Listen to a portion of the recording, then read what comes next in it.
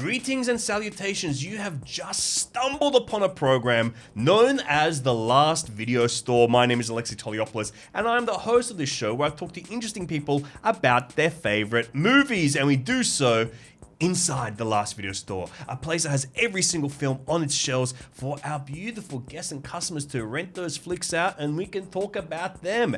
And today on the show, we are joined by, I would say, this is a truly iconic person. Truly an iconic person. The other voice you just heard say the word truly is our dear producer, Emmeline. Sorry, I couldn't help myself. You could not. I mean, I prompted you. It's how conversation works. And I'm just a big PK fan. You're a big PK fan, of course, as am I. I would say as are most people, right? Yeah, if you're Australian and you're not, I'm Australian.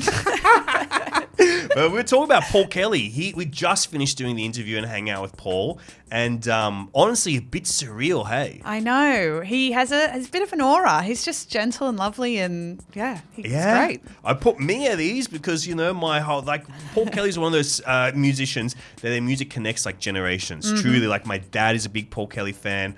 I am. My uncle, who I've never talked about him before, my uncle Bernie, he is to music as Alexi is to film. He's like a music historian. Wow. A rock and roll historian, especially in Australian music. Is he really? He is, yeah. Bernie, he's a great music historian. He wrote a book called Rock Through History. Oh my God. So he's a real nut. I messaged him and go, is there anything you think I should ask Paul? And he says, you're one of the good ones, mate. Trust your instincts. But there'll be a bit advice. of Uncle Bernie flavor throughout this as well, for sure. When I was younger, my dream job was to be a music historian. And when I got older, I thought I kind of made up that job title. So it's so cool that he's an actual one. That's so cool. I'll introduce you to Uncle Bernie at one point in time. He's living my dream. He really is. But, Paul Kelly's music is so iconic. His new album, Fever Loving Still, very sexy. Very gorgeous. Sexy album. It's got all these like feelings of yearning and longing. Of course, that's what's in the title. That I think a little bit of like a thread running throughout his music history. You know, like To Adore, that kind of stuff. Lots of stuff about love and yearning. Yes, he's a romantic, surely. He's a romantic, and I'm sure that you'll hear some of those romances come through in this chat, talking about some of his favorite movies. Some really elegant stuff is coming up your way. But I'll also say this, there's a new film coming out soon around Christmas called How to Make Gravy, which of course is based on Paul Kelly's iconic Christmas song about making the gravy for the family on Christmas. And nothing else. That's all that's all I've read into the song. That's all I've never listened to it. I've just heard the title. Yeah. No, of course that song's about lots of many things. Yeah. But I think it's a really beautiful adaptation, and Megan Washington did the music for this film as well.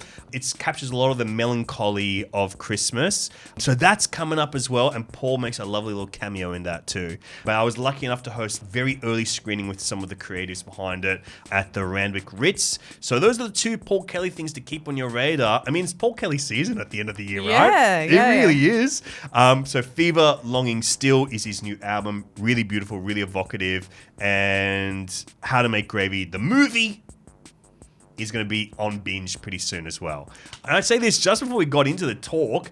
Paul was talking about one of the tracks on his song, Houndstooth Dress. And he was just like, I just rewatched The Big Sleep, and Lauren Bacall was wearing this great houndstooth dress on in that film. And so it's been... That struck him. It struck him. I go, oh, mate, okay, there we go. So there's been a lot of film talk all day with Paul, and you're going to get some of the best film talk from this podcast in a moment's time. But before we do, if you want your own bespoke customized recommendation based on your taste from me, all you need to do is send in your new release favorite, 2 all-time favorites, and just like I'm going to do Paul at the end of this podcast, I'm going to recommend you a movie based on your taste.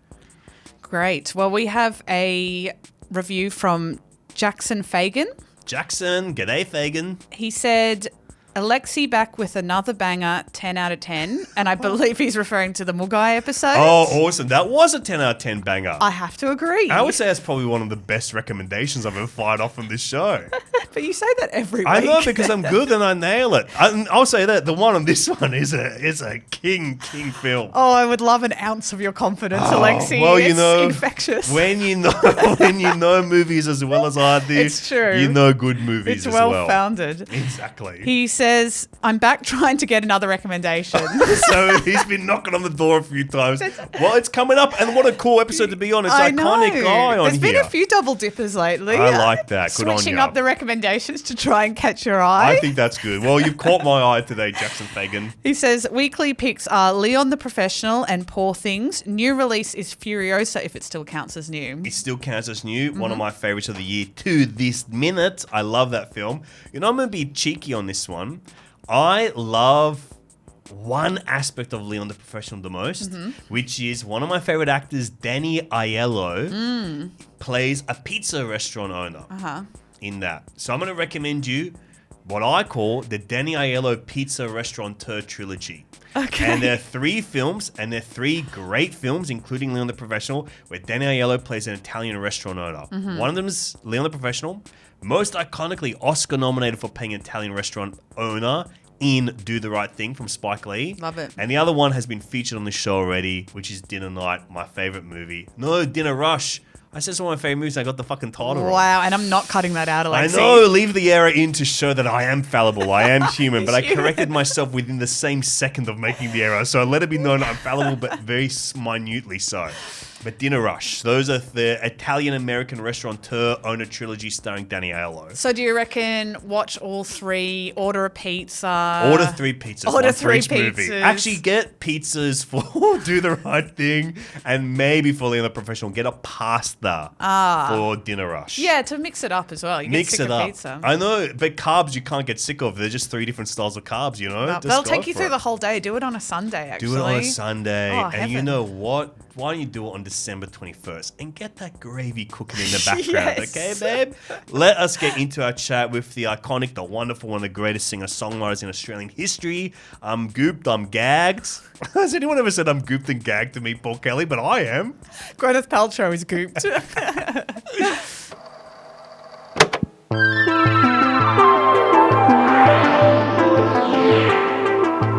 The last video store.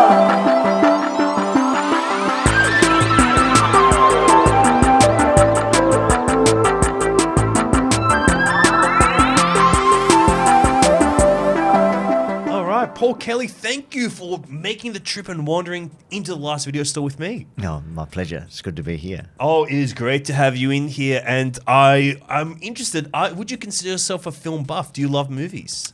I do like movies. I wouldn't consider myself a film buff at all, but A film buff in training, then. in training, yeah. Yeah. By the time we send you out, I reckon we'll convert you completely. Okay, great. But is film part of like your storytelling history? Do you think? I'm sure it is. It's just, as a songwriter, I guess I take stuff from everywhere, from books and other songs and films. I'm sure I've taken things from films into my songs. I just can't remember right now, but probably a line here or a line there. Well, I reckon there's one that I kind of detected in your new album as well. But I would love to kind of ask you about this new album, Fever Longing Still, because I think my family would kill me if I didn't talk to you about your work at all and just get into movies. But I think this new album, it's a really sexy album. Like, that's what I found most exciting about this. There's this like great sense of like yearning through this album as well. And like that's a bit of a thread through most of your work. Could you kind of tell me a little bit about like the facets of life and love that inspire these feelings in your songs? Well, they're all songs that were sort of written over the last 3 or 4 years, and I seem to write. Each song comes out different to the one before. I always, Houndstooth Dress. I always have trouble saying that, Houndstooth Dress. It's a bit of a tongue twister. I think I even messed it up on the recording. I was Houndstooth Dress. Try saying that fast. Yeah, I won't dare. I'll leave it up to you. If I do like songs about apparel. That's a whole genre in itself. Raspberry beret and course. Blue suede shoes. And, Blue Jean Baby. Yeah, Blue Jean Baby. Long jacket, short skirt. Yeah. Yeah. The famous cake song. These boots are made for walking. Yeah. So that's kind of the lineage that you're playing in there. So this is it's like a genre song. A song about. I've written a song called Winter Coat. So the whole closet will be full eventually of all your tracks. That's what you're going for. Yeah, that's right. That I think like one thing that really captured me about this is I think it's the second track on the album is Love Has Made a Fool of Me. And when I'm talking like that feeling of like yearning and longing, it feels so apparent in that like sonically, like the way that there's kind of like this pulling and like drawing in almost the pacing of that song. Is that kind of the stuff that you're like drawing on? Like how do you kind of convert those feelings into not just lyrics but music as well? Well, that's a good question because I have to credit the band a lot for the music of that. I mean, some songs I take to the band and I have a idea in my head about how it will sound, and sometimes it turns out that way. But other times, they take the song and take it somewhere that I couldn't have. And that was one of those songs I've been wanting to write a song called "Love Has Made a Fool of Me" for a long, long time. I had it down as a line. I thought it's a great song title. Yeah, it took a long time to write, and I wasn't quite one of those songs. I wasn't quite sure of when I took it to the band. I don't know about this song.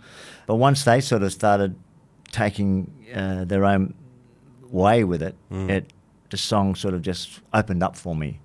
It's sort of one of the things that I think is what's strong about the record for me is what the band does and how they make each song this complete little world. They did that. It's sort of... it's kind of like a soul sort of chop thing that I start with, but then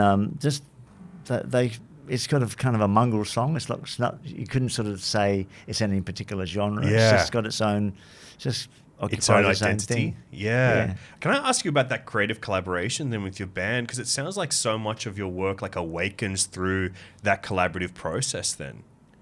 Yeah, I'm very collaborative. I'm a pretty basic musician, so I don't really go into rehearsals with the band and say, the bass line should be like this, or the drums should be like this, or the guitar should be doing that.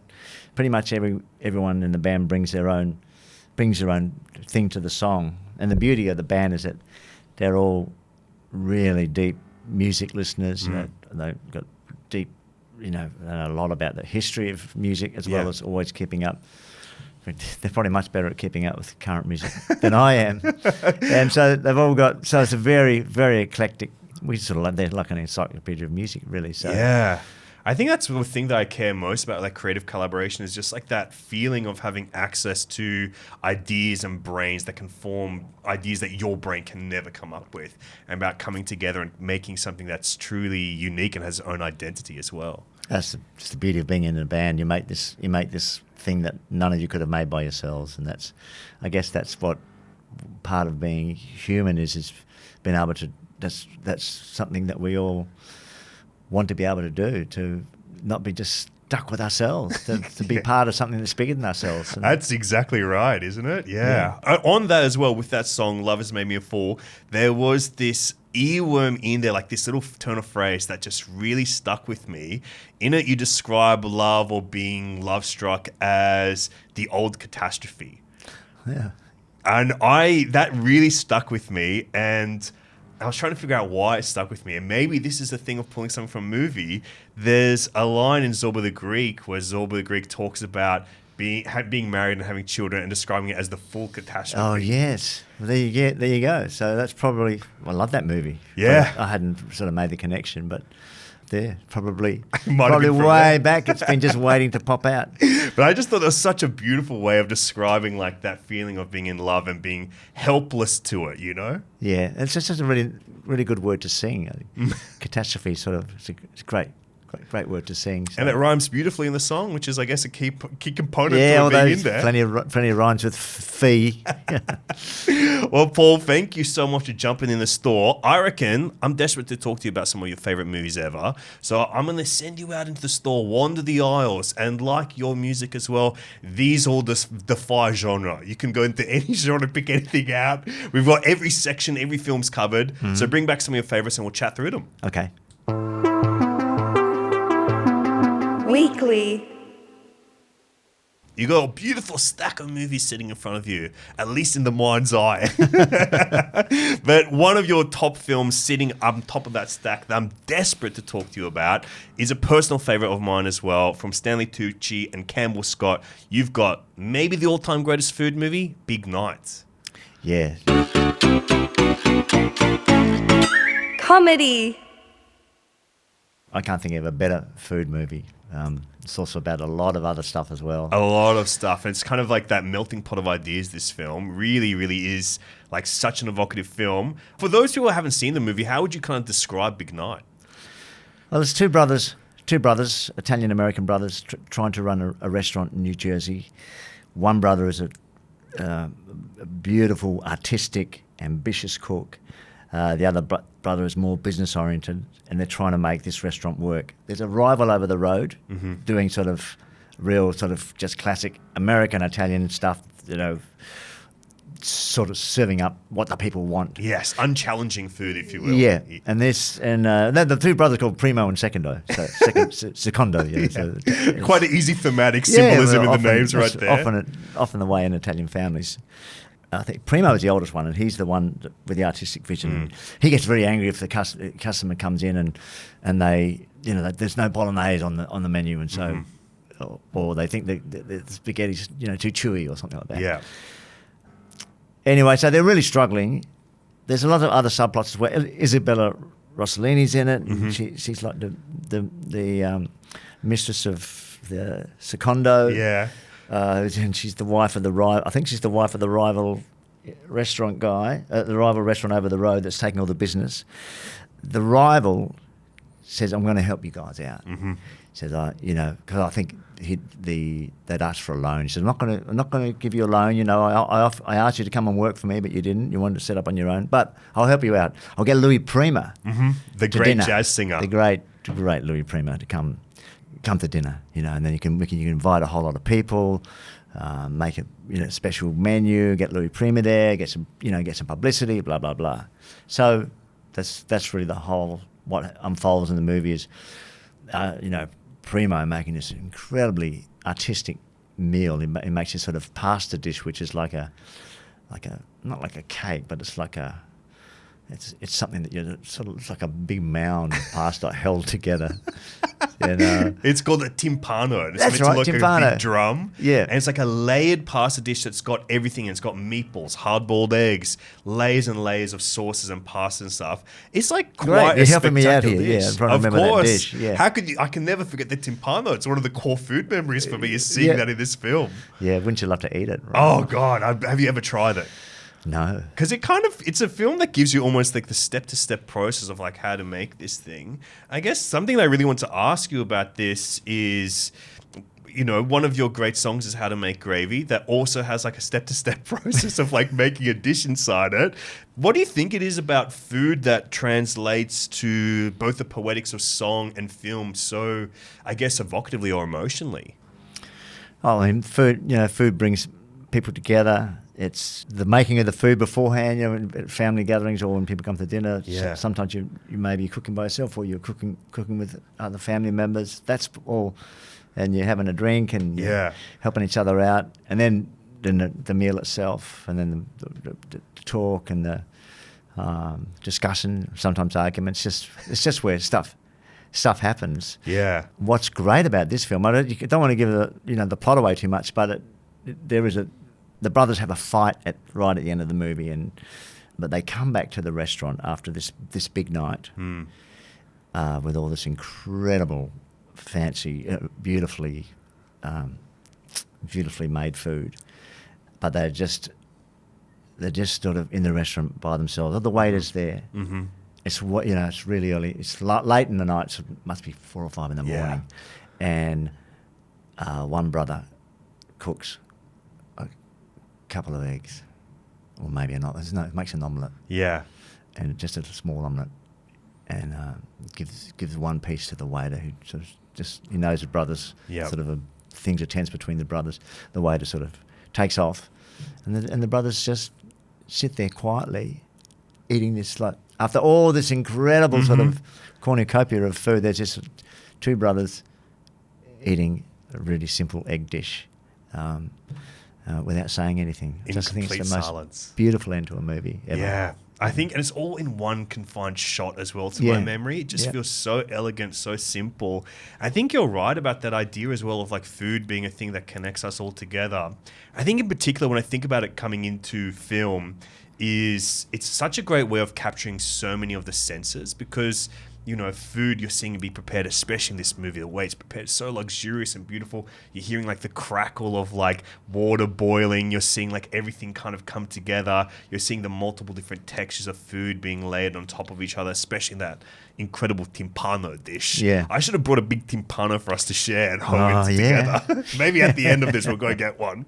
But there's all those things being put together, and then the senses that are not being captured in film, because there's sight and sound in film. The ones that aren't being captured are smell and taste. But I think when you have them captured in such an evocative way in film, it almost is like your brain fills in the gaps and can kind of go, oh, I know what that would taste like, or I know what that would smell like. And it kind of brings you into like your happiest moments where you're sharing food with your family. And I think that's what Big Night does so well, and why it's become such an iconic film, and probably why you and I are obsessed with it, why we love it. Yeah, I mean, yeah. And it's also let's not forget about the music. Oh yeah, one of the great like mixtape soundtracks ever. Yeah. Louis Prima, so much beautiful music. Yeah. Tell me about the music to this film as well. Well, I love Louis Prima, but they've also got lots of range of Italian American songs, but also Italian folk songs. Yeah, I remember also playing the soundtrack to that movie quite a lot. Yeah. And I still go back to it from time to time. It's just fantastic. And it's that perfect like mid-century feeling as well, where it's like, the new migrants, the new America. Like there's something about that just feels so powerful in this film, like an elegant way to tell that story. Yeah. One of my favorites, Paul. I'm so glad you brought it in. Before we move on, any final thoughts about Big Night before we move to one of your other choices? I just wonder what Scorsese would have made of it. I mean, I'm sure he loves it. But Yeah. it's just sort of, you think, I can't help thinking about Martin Scorsese in a film like that. I know, right? Like, just like, what is the Italian-American story and like that kind of history? Yeah, I do wonder. I wonder if he's ever spoken about it. I'm sure he has. Maybe at our Timpano dinner, Paul, we'll be looking it up and just seeing it in. We'll give him a call. Scorsese, Big Night, what does he say? We'll go for a search. But that is Big Night. If you've never seen it, it's one of the most beautiful, evocative food movies ever. But you've got another pick here. Another one of your weekly choices we're going to go into.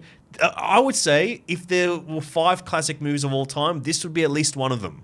This is The Sound of Music by Robert Wise. Music. This is like one of those great films that connects people across generations.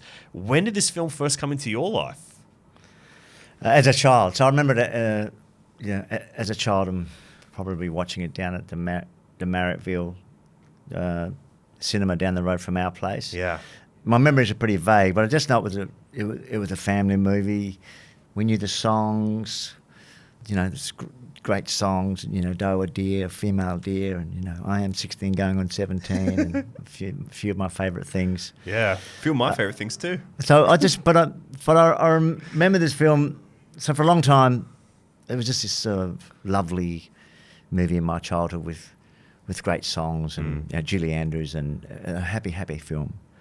And then sometime in my 20s, I watched it again, and I suddenly noticed the dark side of the film, all the stuff that's, a lot of it's around the edges of the Nazi threat, and the family having to flee the country, and when Christopher Plum sings Edelweiss, I hadn't noticed that. I hadn't noticed that as a kid. All that suspense and tension and emotion in the film, a whole other. So this film sort of had a whole other depth to me. So that's probably why. I haven't even seen that film for a long, long time. But the reason I chose it was that I have these 2 very distinct memories of it, and to come back to again after first seeing it as a child and seeing this whole other, seeing the movie in a whole different way.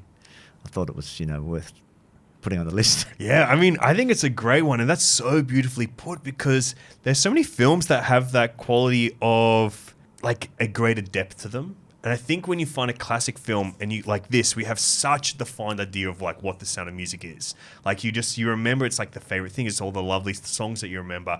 It's the kind of lightness, the bubbliness of it. It's the Julie Andrews of it all. But then when you go back with like some more, I guess, life experience or something, you do see the darkness. You do see that kind of come up. And that Christopher Plummer performance, it's like sneaky how powerful it is, right? Yeah.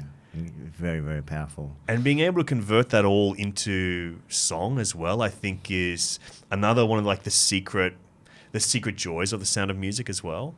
Yeah, I love art that sort of mixes the light and the dark together. Like Shakespeare does, even his tragedies, there's always some comedy in there. So yeah, to think of this, this is a beautiful family film, but there's this whole other darkness to it. So I like it when movies are doing more than one thing. Is this a film that you've like shared with your family as well? Because it's like such a great family film with like so much like sing-along quality to it. I think I watched it with the kids when they were much younger, but probably time to go back to it. Yeah, I think so. Now that they can all experience the darkness of it, bring them all into it. Because it's like such a great film with like sharing that like family music that I think, I don't know, it's one of those ones I remember seeing with my grandmother when I was a kid. And the last time I saw this film was I saw the Australian movie Snowtown about the Snowtown killings. And it haunted me so much coming out of the cinema. I was like, I need to reset my entire system. And this was the first film I could think of to just go, what's really long? Because I didn't get out of the cinema till like midnight or something as well. Yeah. What's something that's really long that will have enough time to completely recalibrate my brain? And I was like, I guess Sound of Music will do. I put it on. And I think as well, that was my rediscovery of the darkness of Sound of Music. No, you can't escape the darkness. Everywhere I go, darkness. Yeah, I was like, okay, some of the happy songs are working through. But then that darkness creeps in. I go, I don't know if this completely recalibrated me. Yeah. But, it did a good enough job. Yeah. But I love musical cinema. And I think The Sound of Music is like the prime example of that integrated musical where the music and songs within the film are what are expressing the interiority of the characters and also moving the plot forward and stuff. And I can't help but be reminded of a film that you made, One Night the Moon, which is just like such a beautiful film by Rachel Perkins and yourself that also has like the integration of music but in almost like a more operatic sense. I just think that's such a beautiful film. Oh, thank you. I remember we saw it in film school because Kim Batteram, the cinematographer, he was my cinematography teacher in film school. He was a major part of the feeling and the look of that film, the way he shot it, and just the way it looks is beautiful. Were there any musicals that you were looking for at that time to kind of like figure out how to translate your work and your words into film in that way? I'm not sure if we had any particular models in mind. It was a very collaborative film. It was really initiated by Mairead Hannon, who's a musician and had a band called Xyluris Ensemble, and they very, very well versed in Irish music and Cretan music. Oh wow! Which got a lot of commonalities as well as differences. And I would say I'm of Greek heritage and my partner is Irish, so maybe those elements are in that play as well. So she had the idea it's based on a true story. So she had the idea at the time the ABC were funding, 1 hour musical dramas. So that was her idea. She got Kev Carmody and I involved as songwriters and a playwright called John Romeril involved as scriptwriter. So it was really a lot of collaboration. And then Rachel came in towards the end of it, and then Rachel took it, and again in a whole other direction. Yeah, many hands involved in the making of that film. I think it was fun for me and Kev we sort of wrote songs that then sort of helped define the characters, and there was co-writes with, so the title track, One Night the Moon, is actually John Romeril's sort of lyrics, and we made up the tune. So there was a lot of, we're doing the music, you do the script. It was all mucking in together. Well, it sounds like very fertile ground for like collaboration to also be all of you trying something new together, right? Yeah, we didn't sort of was sort of a bit of a jump into the unknown. I think, Rachel was key in sort of making, she sort of changed the focus of the film, so in a really good way. Well, I think she's like one of the true genius filmmakers of modern Australian cinema. So, I mean, that brings me a lot of joy to hear exactly that process. New release. I reckon we should get into your final pick. This is a new release film from our new release section. And I reckon this is probably the absolute newest film that you could get. This was a film that was not even on my radar till I saw you looking at this picture. But this is a film that's just been released on Netflix. It's called His Three Daughters, directed by Azazel Jacobs.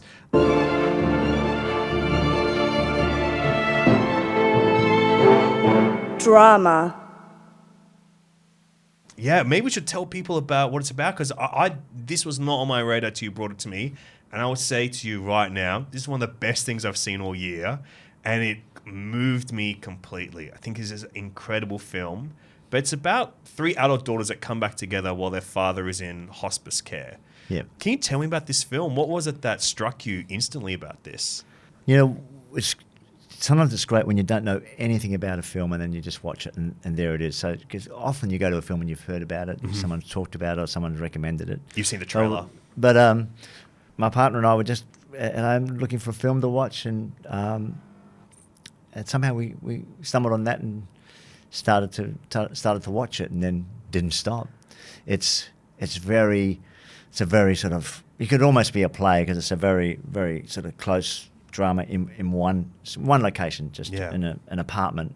I think it's in New York somewhere. Yeah, a rent-controlled apartment in New York City. Yeah, and the father's dying, and he's in that apartment. But he's been looked for at home, and there's a hospice nurse that comes in. And one daughter's been living with him, and then the other two daughters come in from various parts. They're all very different personalities.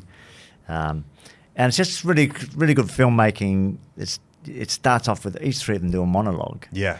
And so there's immediately that's like, they're not sort of doing naturalism. That's like sort of, but then it sort of slips into it does slip into sort of normal sort of naturalism. Yeah, it goes from it's like almost begins theatrical, then goes completely naturalistic, and then by the end of the film, there's these elements of dreamy surrealism. Oh, then it goes without giving it away. Yeah, Again, without giving it away, we cannot give the that ending away. Gets that was the ending sort of goes to another world again. You kind of think, well, was this happening or is this not happening? So, but I think it was beautiful script, really tightly written, and the performances, that portrayal of those conflicts in families, sometimes those ones that have been there for years and years and years, and they come up, and as they kind of come up to a boil or come up to a simmer. Or I think for me, what really has stuck with me about this film, it's such a fascinating experiment in emotional storytelling, impending and existing grief, and the way that kind of builds through absence in this film, because this film does such a great job of getting you to understand the complete geography of this small space that we're trapped in. I reckon I could draw you this apartment that they live in right now. It captures that space so well. And in one of the rooms that you just never see inside of is their father, who's in hospice. He's slowly passing away. He's slowly succumbing. And what that ties in, the physical space, is almost like this temporal space where you feel the passage of time. And it's like this beeping of that EKG monitor machine in that room. Beeping, yeah. That slow beeping, like a metronome or something, kind of feeling the passage of time slip away and move on. And it just keeps this pace that is, in a loving way, foreboding, or in a sad way, foreboding, that, I don't know, really, really stuck with me. And I'll be honest, it's a weird time for me to watch this, because my mum is currently in hospital, and there's a moment in this film that I think is one of the realest things I've ever seen in a film that I've never seen portrayed before. We've got these three great performances by Elizabeth Olsen, Carrie Coon, and Natasha Lyonne, and there's a conversation going on where I believe they're talking about DNR, do not resuscitate, the heavy stuff that would come up in a film like this. But Natasha Lyonne, who is the kind of ne'er-do-well sister, kind of like more of the excited type personality, very much in her persona, playing to her persona of like a kind of barking New Yorker. But there's so much depth to this performance that she brings to it. And she's not partaking in the conversation. She's almost a little bit off to the side.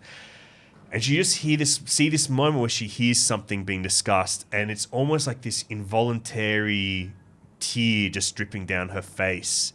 And I go, I know exactly what that feeling is. Like everybody has gone through that where you have an emotion, but you can't hide it. But you're not trying to hide it either, but you also don't want to express it. It's like a scream or a wail. And just seeing that moment, I go, this is one of the greatest performances I've seen in years from one of the best actors who I didn't know could do something like this. I didn't know any of the actors before, so you probably do quite well, do you? Yeah. She's a great, usually comedic actor, usually. Really? Yeah. Yeah. Wow. I wouldn't have picked that. I didn't, so it was a total blank canvas for me watching the film. I didn't know any of the actors, and I didn't know anything about it, and sometimes that makes the impact even more strong. Exactly. Like it's the blank slate quality of going in and just letting the film express itself to you. And I'm genuinely so grateful you brought this movie out to me, because I don't know if it was never on my radar, and it just like, I don't know, it's so beautiful. Great timing in my life as well, but just I think one of the best things I've seen recently, and just so frank about like life and death in a really profound way. But because it is just expressing reality, like I can't say enough about how great this movie is. Yeah. And Paul, thank you. That's it. That's your recommendation on To Me was amazing. So now I have to give you a staff pick recommendation based on your taste. Staff pick. And it's tough because you have such a good, like, eclectic mix of films. But I really want to give you something in that food movie scape, because food movies is the thing that I care about most. I love seeing cuisine on screen. I love seeing the mise en scène or mise en place, if you will. And do you like cooking shows, or you're just talking about more like film? I love everything with food. Cooking shows are probably the only TV shows I watch, to be honest. Because I'm a movie guy, so I watch a movie every day. But I've seen every single episode of Top Chef ever made. Right. So I watch a lot of food TV as well. And I want to kind of get you something that I guess also, like, all three of these movies express like a full feeling of life, like a full expression of life. And I came up with this movie that is very rare. It's been very hard to find for quite some time, but somebody out there has done their love of duty. They've expressed in my Greekness true philotimo, which is the love of honor. Yes. And they have uploaded it for free on YouTube. Wow. And this is a movie called Off the Menu, The Last Days of Chasins.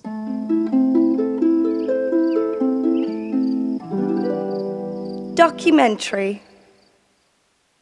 And it's a documentary from 1998 directed by Shari Springer Berman and Robert Pulcini, who are probably best known for directing American Splendor, the Paul Giamatti film. Yeah. And this is a movie that as soon as I saw it, I fell completely in love with it.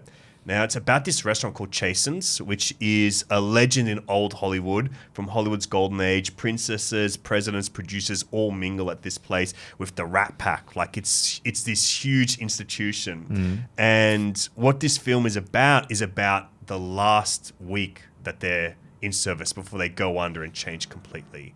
And there's been people that have been working at this restaurant for decades and decades and decades. And there's one anecdote in the film that I think is like one of the most special things I've ever seen in a film, where they're telling so many great stories about, like, you know, who would be coming in, who'd be spending time in there, all these iconic stories of all these iconic people. There's one in there in particular where one of the servers is recounting the story of like where she's completely exasperated after a big night. She's in the bathroom, she's washing her face, she's cooling down, and she just says to herself in the mirror, I work hard for my money. And who should be in the bathroom at the same time but Donna Summer? And that is what inspires that iconic disco song. But it's all these kind of like juxtapositions of like that are so sneakily moving, where we've got this charismatic waiter who's worked his entire life in this restaurant. And he's got these great stories about meeting Frank Sinatra and all these presidents and stuff.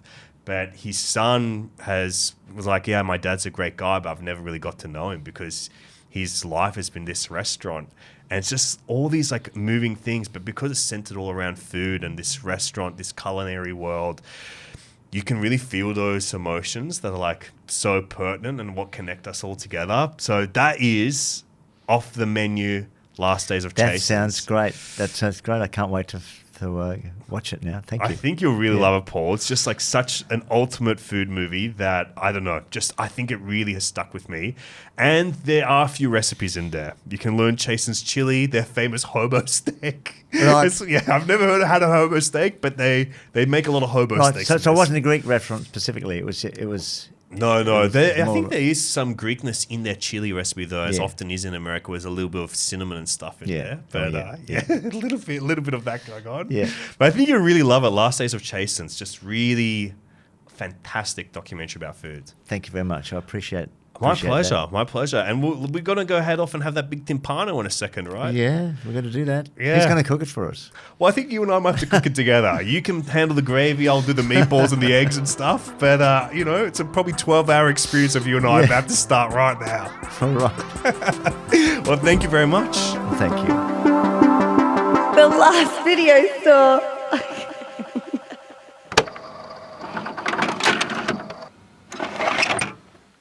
Thank you for checking out The Last Video Store with me, your host, Alexi Toliopoulos. Please subscribe, follow, share the podcast amongst your friends as well. We're on YouTube, Spotify, Apple Podcasts, TikTok, Instagram, Last Video Store Batuta. So check us out and share us in all of those places. And if you want your own bespoke customized recommendation from me, you can submit an online order at any of those places, in a comment, in a 5-star review, with your weeklies and your new release pick, and I will come to you like I did at the top of this episode and give you a recommendation based on your taste. So thank you very much. Love you, love movies.